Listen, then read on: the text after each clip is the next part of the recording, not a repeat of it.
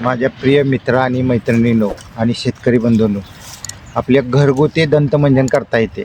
म्हणजे त्यात काय घालायचे, हे देशी गायचे शेणकूट आहे वाळलेलं, आणि ही आहे लिंबाचा पाला आणि साल, आणि हे दुसरं आहे ते ही बाभळीची साल आहे.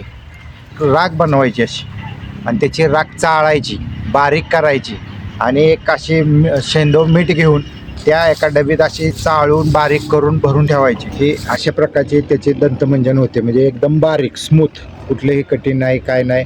आणि असं घेऊन आपण जर ही दातांना असं घासलं तर दात बी मजबूत राहतात आणि आपल्या शरीरात कुठलेही केमिकल जात नाही. जे आपण विकत आणतो ना टूथपेस्ट वगैरे, त्यात केमिकल खूप असतं आणि ह्यात कुठलेही केमिकल नाही, नैसर्गिक आहे. सांगायचं दुसरा मुद्दा म्हणजे ही सकाळच्या परी आपली घासल्यानंतर आपल्याला फ्रेश वाटते, तोंडाचा वास वगैरे येत नाही आणि पित्ताचाही त्रास होत नाही, कारण त्यात लिंबाची काडी आहे, देशी गाईचं शेणकूट वाळलेलं त्याचं ते राख बनवलेली आहे. अशा पद्धतीचे सगळं घटक चांगले आहेत बाभळीचं, आणि ह्याच्यामुळं आपले दात बी हिरड्या मजबूत राहतात. आणि सगळ्यात महत्त्वाचा पॉईंट म्हणजे केमिकल नाही, विदाऊट केमिकल.